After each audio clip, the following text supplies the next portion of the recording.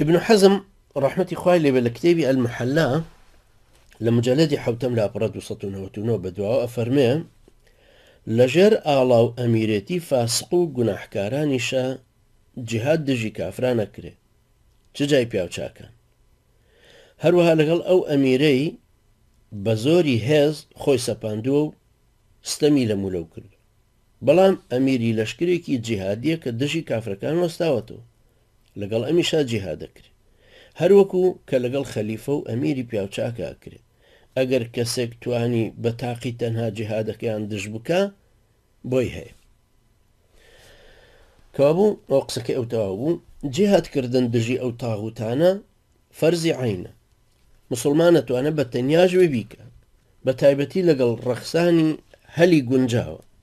جاری وایە هەلێکی گونجاو بۆ کوشتنی یەکێک لە سەرانی تاغوت بۆ یەکێک ڕێکەوێ پۆلیسێکە و لەسەر جادە حرەسیاتە حرەسی دوکانە حرەسی بازاڕە لەپڕ ئەو تاغوتە گەورەیە لێوە تێپەڕێ ئەمیش چەکی پێە دەرفەتەکەشی بۆ ڕێکەوێ ئەتوانێ بیکوژ ئەمەش هەر لەم جۆری جیهاد فی سەبیلی لای ئەنجە خۆ لێرەشە هیچ جەبهەیەک نییە کە دوو جەبهە دروست بوو بن بەرامبەر بە یەکتری و هیچ بەرابەریەکیش نییە لە هێزەکان وە کۆمەڵیش نین هەردوو تەرەف ئەمیان یەک کەسە کەوابوو مەرج نییە بەرامبەر کۆمەڵێکی زۆر لە کافران ئەبێ ئیلا کۆمەڵێکی تری وەکو خۆیان هەبێ یان بەرەیەک هەبێ یان بڵێن ژمارەمانە بێ بەرابەری یەکتری بێ ئەگەر کەسێک بۆ بەدەستێنانی شەهیدی و جورئەتدان بە مسلمانان و ترساندنی دوژمن و زۆر بەلێدانیان بە تەنها بەرامبەریان وەستایەوە ئەمەش خۆی لە خۆیان جائیزە و ڕەفتارێکی پەسەندە چونکە تەشجیعکردنی خەڵکی ترە خوای گەورە فەرمێ ومن الناس من يشري نفسه ابتغاء مرضات الله باس لە یەک کەسەکە فەرمی خەڵکانەکان لە بەرخاتری ڕەزامەندی خوای گەورە خۆیان بە خوای گەورە فرۆشتووە یا خۆی بە خوای گەورە فرۆشتووە فەرسەکە ئەوەیە کە مسلمانان بە کۆمەڵ ڕوبەڕووبوونیان بەرامبەر بکەن هەتاکو ئەو مەبەستە بێتە دیکە لە جیهادەکەیە داوا کراوە یەکونە الدین و كله لله بۆ ئەوەی کە سەروەرێتی شەرع پیادە ببێ پێویستی بە ورە و زە و توانا و کۆمەڵکاری هەمووان هەیە دین و دیدی ژیان و باڵا دەستی دەسەڵاتەکە کە ئەبێ بۆ دینەکە بێ ئاوا دێتە دی ئەمە بەستە مەزنە بە جەنگی تاکەسی نایەتە دی ئەگەر کەسێک ئەندامی کۆمەڵکاریەکی جیهادی بێ ناشە بە بێ مۆڵەتی ئەمیرەکەی بڕوا خۆی ئیشی لام سەر لای بکە بە تەنیا خۆی جەنگی بەرپا بکە یا بە تەنیا خۆی اختیالاتێ بکە ناشە چونکەەوە بێ بە گەڕە لاوژێن خوای گەورە دەربارەی کەسانی ناوکۆڕ و کۆمەڵ و ناو سەربازگەکان لە سورەی نورە ئەفەرمێ وإذا كانوا معه على أمر جامع لم يذهبوا حتى يستأذنوه يعني كهمويان لخزمة بيغمري خوايا أبون عليه الصلاة والسلام همويان كومل كاريشيان بيكوا أكرد ناروشتنو مالكاني خوان لخزمة بيغمري خوايا أبون عليه الصلاة والسلام تام مولتيان لبيغمري خوايا عليه الصلاة والسلام ورقرد انجا روشتنو لسردماني بيغمري خوايا صلى الله عليه وسلم كوملك مسلمان دژی حاکمە مرتدەکان بوونەوە هەروەها لە دوای کۆچی دواییشی عەلەیهی سەڵات وسەلام بێ ئەوەی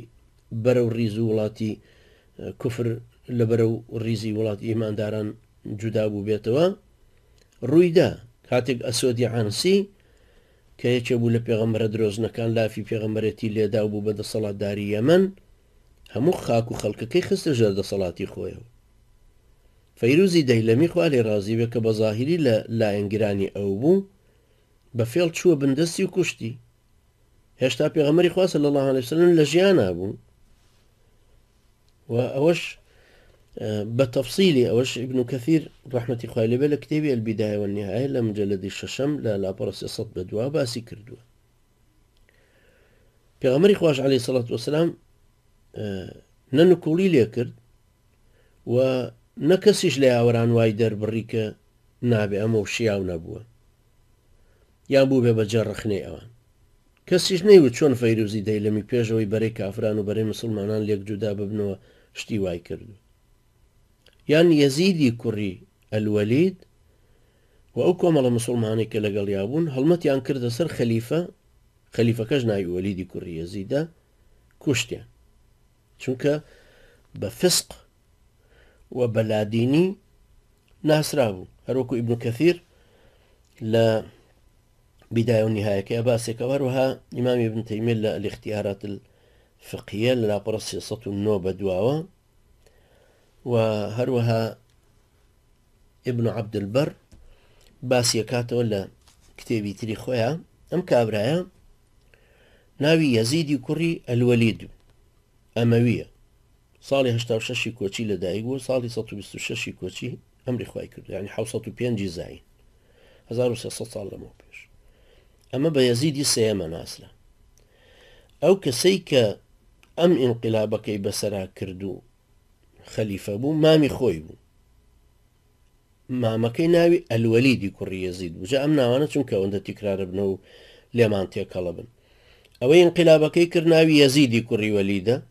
ئەوەی ئینقلابەکەی بەسەرا کرا ناوی وەلیدی کوڕی یەزیدە، یعنی بەعکسی ئەوەی. خەلیفەیەکی زۆر فاسق و فاجر بوو. یەزیدی سێم دوای کوشتنی مامە خەلیفە فاسقەکەی بوو بە خەلیفە. ئەم پیاوە کە ئینقلابەکەی کرد بەسەر مامی خۆیان معتەزیلەش بوو، بەڵام ئەیبیست طبعا لە حاشیە نزیکە ئەیبیست کە چەند فاسق و هەر خەریکی مەلەزاتی خۆیەتی و ئەنجا وردە وردە خەڵچێک لەسەر شەراب خواردن تەشجیعەکە و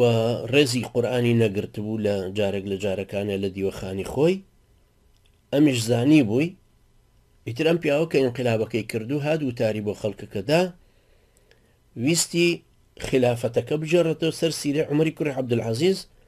کە پێشەوان حکمی کردبوو. عومەری کوڕی عەبدولعەزیز ساڵی 99 بوو بە خەلیفە و ساڵی 101 کۆچی دوایی کرد ڕەحمەتی خوای لێ بێ، وتیان زەهریان بۆ تێکرد. وتاری یەکەمی ئەم کابرایی یەزیدی کوڕی الوەلید ئینقلابچیەکە هەر لە سەرەتاوە لە وتاری سەیدنا ئەبوبەکری سدیق و لە عومەری کوڕی عەبدولعەزیزە هات ڕووی کردە خەڵکەکە وتی ئەوە بەیعەتی من لە گەردنتانە نییە، بەیعەتەکەم گەڕاندەوە بۆ خەڵکەکە و هەر کەسێکش کە ئێوەیکەن بە خەلیفە من یەکەم کەستانە بوو کە بەیعەتی ئەدەمێ. ئەمە معتەزیلەش بوو. لەبەرەوە ئەبێ ئەمەش ڕەچاوی ئەوەش بکەین خۆ لێرەدا هیچ علاقەیەک بەسەر جیابوونەوەی بەرەی کوفر و بەرەی ئیمان هیچ لێرە ئەم حاڵەتە نییە. و ئەم خەڵکەش چاوەڕێ ئەوان نەکرد کە